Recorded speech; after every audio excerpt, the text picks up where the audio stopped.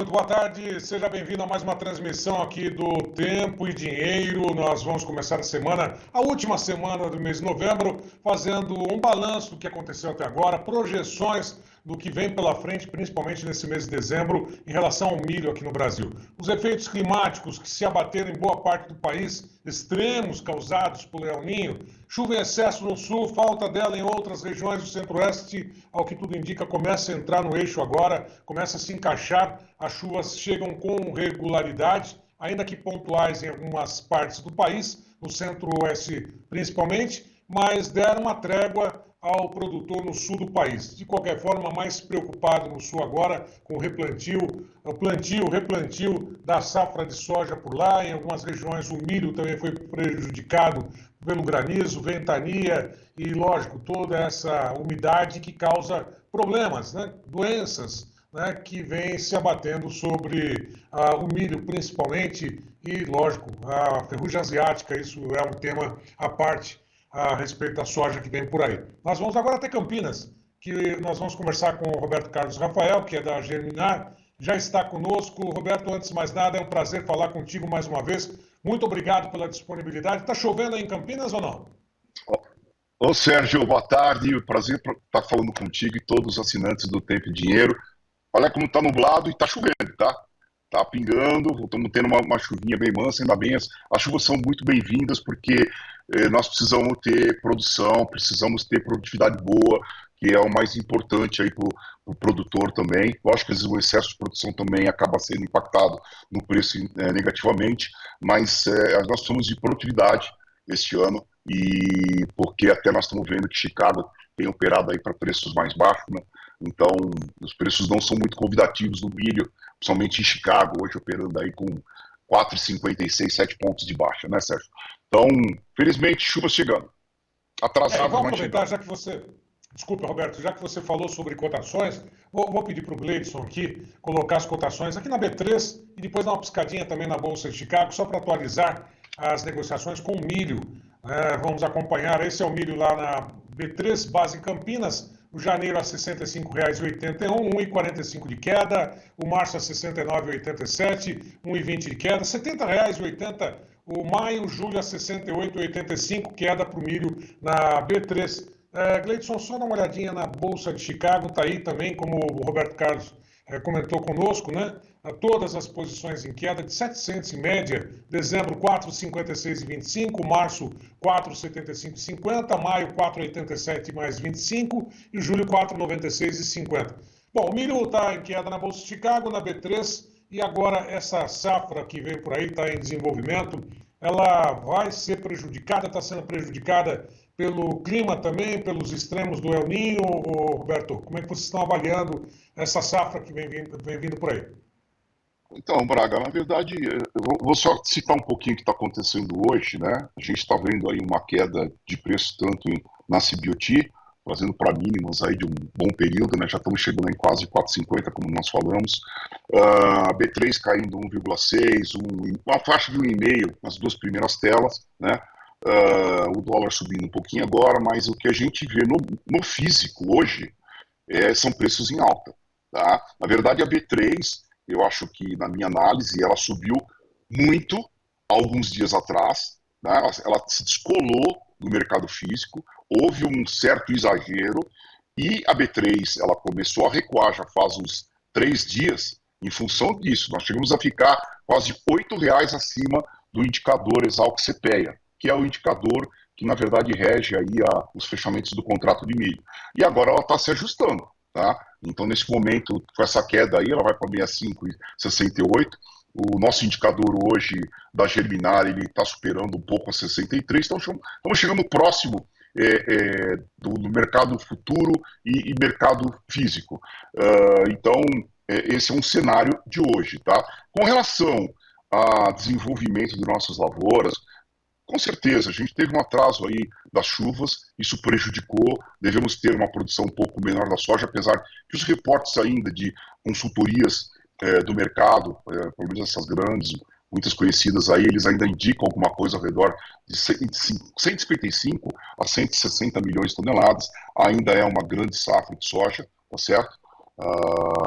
E na questão do milho safrinha, as preocupações estão com atraso por conta do plantio da soja, né? E que vai atrasar também o plantio safrinha e levando para algumas regiões o plantio acontecer fora da janela ideal, tá? Então, devemos ter uma preocupação com o safrinha, sim, tá certo?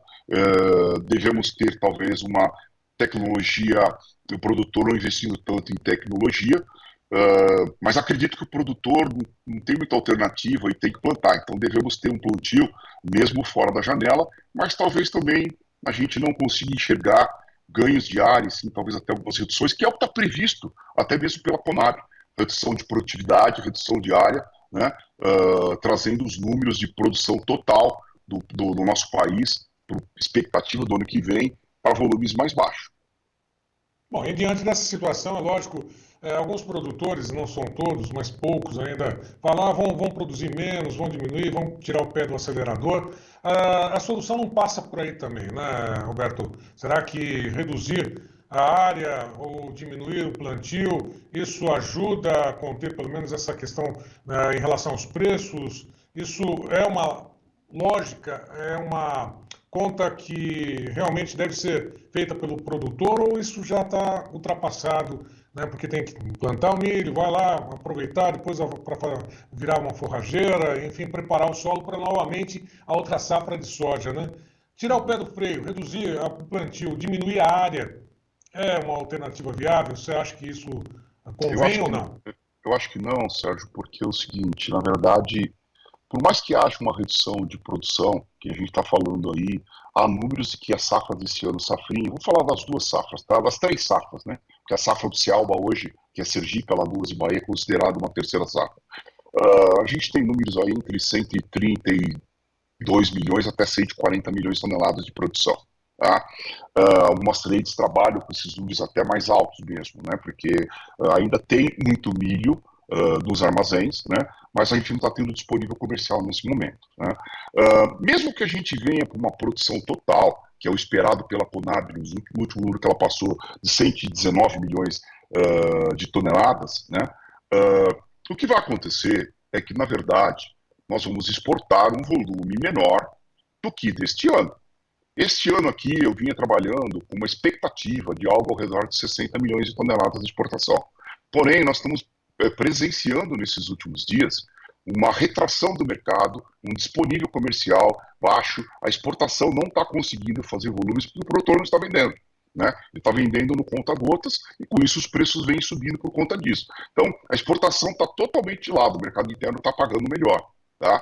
Então, em função da distância do porto, a gente fala que está pagando melhor, porque o porto você tem uma distância longa, quer dizer, você tem um custo de frete maior, então você tem alternativas melhores no mercado interno. Então, o produtor ele está deixando de vender esse produto agora e isso provavelmente vai sobrar para o ano que vem, né?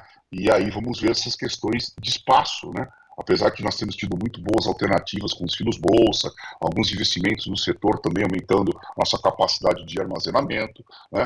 Agora, o que eu digo que não adianta muito é porque a gente tem que olhar o que determina preço a nível mundial é exatamente a Bolsa de Chicago. É o país que mais consome milho, os Estados Unidos, é o país que mais produz milho, e lá nós temos que ver como é que está o cenário. Nós temos um cenário mundial tranquilo de milho, e lá nos Estados Unidos ele está extremamente confortável. Então ele está saindo de um estoque de passagem de 34 dias, em relação de estoque consumo, para mais de 56 dias para essa nova safra. Por isso que nós estamos vendo os preços recuarem, nessa faixa de 4,50 que está hoje, tá?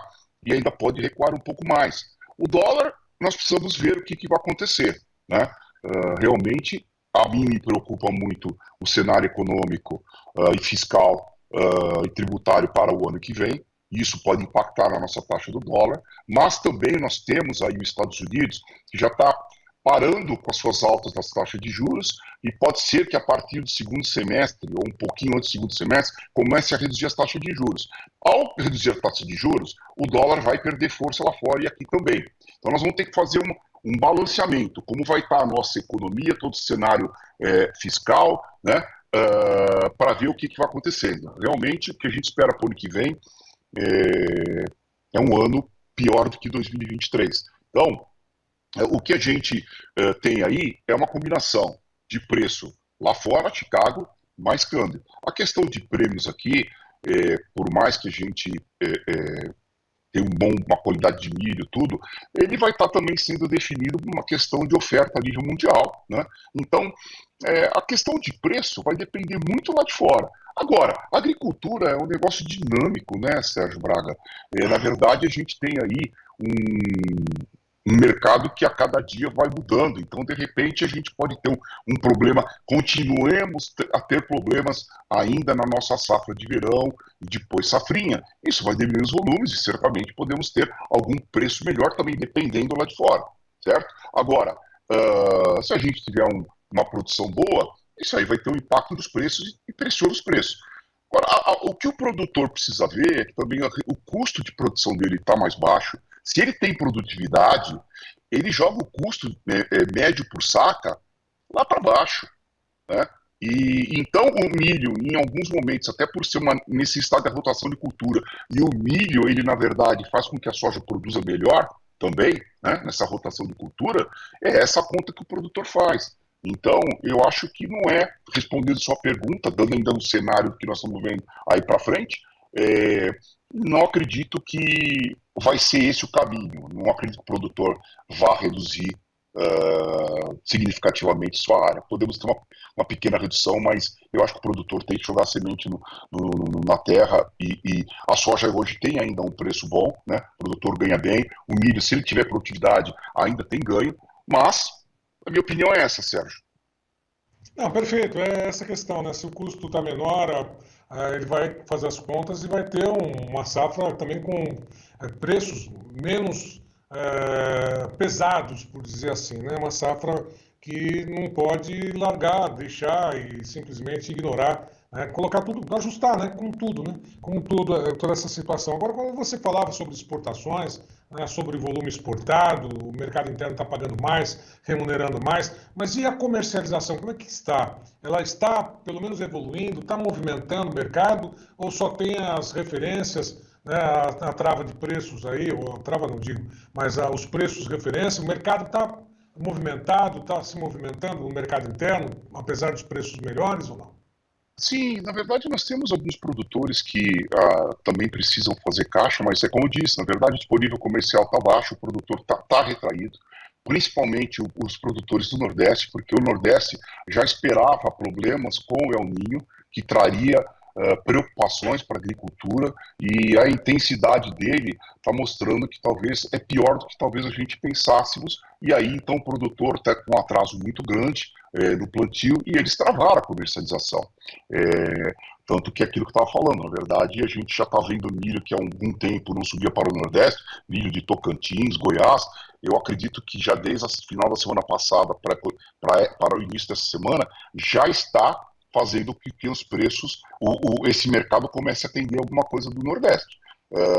Tanto que uma referência, por exemplo, do estado de Goiás, que a gente escutava preços na faixa de 51, 52, 53, já se fala em 55 para o produtor, né? Então tem um impacto já que, na verdade, começa a afetar, e isso também impactou para o estado de São Paulo. A gente aqui, o nosso indicador está acima de 63, nós estamos vendo, eu falo base Campinas, tá, Sérgio Braga? Base região de Campinas, né? Porque nós estamos aqui em Mojimirim, na região de Campinas, e eu acho que a principal indicador de mercado é a nossa B3. E a B3, a formação de preço é a região de Campinas, né? Então, hoje eu vejo o milho diferido chegando numa faixa 65 a 66 na região de Campinas, não quer dizer especificamente Campinas, porque Campinas não tem tanto consumidor assim, mas aí você pega a região de São Carlos, Boituva, você pega aí Tietê, você pega aqui Mogi, você pega Casa Branca, você pega Ribeirão Preto, você tem consumidores, tá certo? Então, esses preços de fora do estado têm chegado aqui na faixa de 63, 64, diferido na faixa de 65, 66. De fato, realmente a comercialização está baixa. A gente tem notado, na minha opinião, que no Nordeste nós tínhamos mais empresas que estavam consumindo, estavam trabalhando com estoques mais baixos, e por isso houve uma necessidade e eles têm que comprar, né? Então foram para a compra, e esse mercado do Nordeste subiu muito mais do que aqui no Centro-Sul, né? Agora, Temos aí a volta das chuvas, vamos ver como é que vai ser, na verdade, o reflexo disso com os produtores, mas a gente também não pode negar que nós já estamos já no dia 27 de novembro, o mercado vai andar até dia 15, né? E depois para, né? Então, tudo indica que a gente pode ter ainda um final de ano, né, nesses patamares de preço, talvez caindo um pouquinho, mas, na minha opinião, pode ser que suba um pouco, tá? Mas que a gente vai ter depois um janeiro e fevereiro e precisamos ver o que vai acontecer, porque alguma coisa que poderia estar saindo na exportação não está indo. E isso vai pesar nos estoques no começo do ano que vem. E é aquela velha história que a gente sempre acompanha a cada safra, né? Estoques, os silos lotados, né? Seja lá a céu aberto, isso vai dificultar um pouquinho, porque o período até mesmo é chuvoso em algumas regiões, né? Mas vai encontrar a soja com milho certamente ali na frente, mais uma vez, nessa safra que vem por aí, né? Sim, sim. Na exportação, até o momento, a gente tem aí acumulado no mês 36 milhões, desculpe, de fevereiro até outubro, 31 de outubro, 36 milhões e meio de toneladas. Esse mês a gente deve exportar 8, né? Nós temos um line-up aí de 8 e pouco, né? Mas que nesse line-up de 8 e pouco, você tem 5 milhões e poucas toneladas que eram para ter saído já no mês de novembro e só não saíram porque tinha um atraso muito grande de meses anteriores. Então a gente considera ainda mais uns 10 milhões e 600 mil toneladas para embarcar dezembro e janeiro. Eu estou trabalhando, que antes eu trabalhava com 60 milhões de toneladas, estou trabalhando com 55 milhões de toneladas na exportação. Mesmo assim, ainda será um recorde de exportação nossa, né? O Brasil como o primeiro exportador mundial, né? Mas é um volume que vai ficar para o ano que vem, e aí tem isso que você falou. De fato, a gente tem uma safra atrasada, talvez a necessidade seja um pouco para frente, talvez aí uns 15, 20 dias para frente, mas é o que nós temos hoje, né, Sérgio? E com isso o produtor, com essa retração, ele conseguiu fazer com que os preços melhorassem. E de alguma forma os negócios ainda são lentos, né? O ritmo ainda está lá um pouco mais lento, os preços seguem firmes, né? E quando a gente fala sobre essa questão toda voltada ao clima, né, Roberto? Muitos produtores, inclusive, mandam mensagens, né, para o chat aí do João Batista Olive durante a programação Tempo e Dinheiro, falando, olha, estão superestimando a safra, não vem uma super safra nem de soja, muito menos de milho, né, a contar por essas condições climáticas, por aquilo que a gente está acompanhando aí, dificilmente Conab vai acertar nos números também para o milho esse ano, né? Eu diria assim, né, Sérgio Braga? Na verdade, nós estamos ainda no momento, eu vou ser bem sincero, tem muita informação no ar, né? Tem muita informação precisa e não precisa. Então, nós vamos ter que sentir um pouco melhor como é que vai conduzir aí depois dessas chuvas para ver como é que vai avançar essas nossas lavouras, né? Eu acho que a gente tem uma produção que vai ser um pouco menor no soja e provavelmente um pouco menor no milho, até porque o milho, a gente teria uma recuperação do Rio Grande do Sul. Precisamos ver também que esse efeito das chuvas, o que pode estar acontecendo. Eu estou achando que está tudo muito cedo para a gente falar assim, não, vamos ter uma super safra ou não, vamos ter uma quebra de safra muito grande. Está cedo. Eu acho que está havendo alguns exageros no mercado. E isso às vezes leva o produtor a pensar errado. Mas, de fato, a gente deve ter uma retração em relação, quando a gente fala milho, em relação ao ano passado, que o ano passado correu tudo muito bem, né? Eu digo o ano passado foi a safrinha que foi colhida até esse ano, que vai. Agora a próxima safra 23, 24, que nós estamos vendo para frente. Então a próxima safra, ela realmente deve trazer uma produção menor, mas é aquilo que eu disse para vocês. Se a gente vai exportar 50 e a expectativa, por exemplo, de exportação para o ano que vem está em 38 milhões de toneladas. Tá? Então, o que vai definir preço vai ser realmente Chicago mais dólar. Tá? Nós temos um produto muito bom, nós temos países que hoje eu acredito que pagam um prêmio para ter o produto brasileiro. Nós temos o Irã que só consegue comprar milho no Brasil ou lá na Ucrânia, tá certo? Então, eu acho que nós temos uma demanda boa pelo milho brasileiro. E durante o período da exportação, os preços deverão ficar naquela paridade de exportação, né? Mas se eventualmente a gente vê por algum motivo que aconteça no ano que vem, que é aquilo que eu falei, a agricultura é dinâmica, né? E a gente pode ter alguns problemas climáticos, né? Esqueci de frisar aqui também que eu acho que nós vamos ter uma safra americana sojificada no ano que vem, porque os estoques de passagem americanos no milho estão muito estão bem confortáveis em relação ao que é a soja, tá certo? Então, a gente pode ter isso. De repente, pode ter um problema também com a safra americana. Então, tem muita coisa para acontecer, né, Sérgio Braga? Então, é cedo, acho que ainda para falar, né? Mas, de fato, o que a gente está vendo é que a gente tem aí realmente uma preocupação com chuvas e vamos ver depois esses dias chuvosos, o que a gente vai estar escutando aí no mês de dezembro. Tá certo. E para finalizar, Roberto, você sempre dá todo esse apoio para os seus clientes aí da Germinar, consultoria. O que você está falando para o pessoal, né? A mesma dica que você dá para os seus clientes, você está dando aqui para o pessoal que está acompanhando o clube, né? Fazer alguma operação de hedge, travar esses preços, operar com dólar, travar o dólar, pensar nas exportações, nos insumos, o que fazer diante de todo esse cenário, né? Para que ele pelo menos não fique esperando, vai subir, vai descer, né? Vai ter uma super safra ou não, tomara que a Conab esteja errada ou não, né? O que o produtor deve fazer, só para finalizar, junto com essas suas orientações? Eu acho que ele deve aproveitar, principalmente, assim, o produtor, ele sabe seu custo de produção, aquilo que ele está fazendo, qual vai ser seu custo de produção, aí ele vai ver o preço de mercado. Eu acho que quando você vai vendo e vendo as margens que você está atingindo, né, eu acho que a cada momento é bom o produtor estar participando, principalmente que nem a soja está sendo plantada agora, muitos já venderam para o ano que vem, então acho que tem que ir participando do mercado, né, Braga? Eu acho que tem que fazer os seus preços médios. A questão do hedge também, em bolsa, no milho, por exemplo, ela teve esses dias atrás R$ 8 do preço do físico.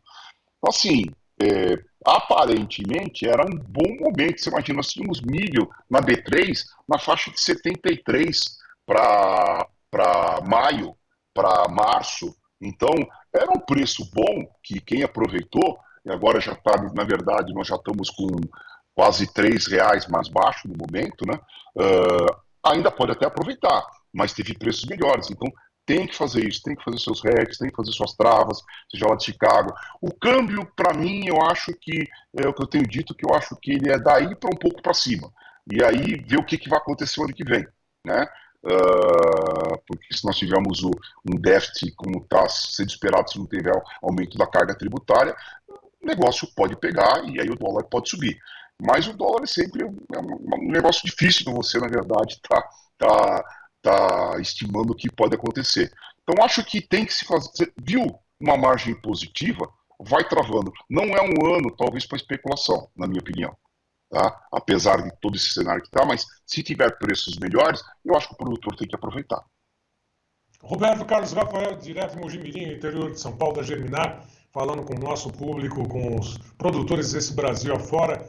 Mais uma vez, muito obrigado. Boa semana para você. Até uma próxima. Obrigado, Braga. Prazer sempre estar com vocês, com todos os assinantes do Tempo e Dinheiro, tá bom? Grande abraço Muito a todos. obrigado. Outro, até mais. Obrigado. Bom, daqui a pouco eu volto com outras informações, fechamento do mercado desta segunda-feira, trazendo informações sobre Chicago, Nova York, B3 e também o mercado do boi gordo, a análise de Iberville Neto. Em instantes, 16 horas, a gente volta com essas informações. A todos que estiveram conosco, nosso muito obrigado, até a próxima.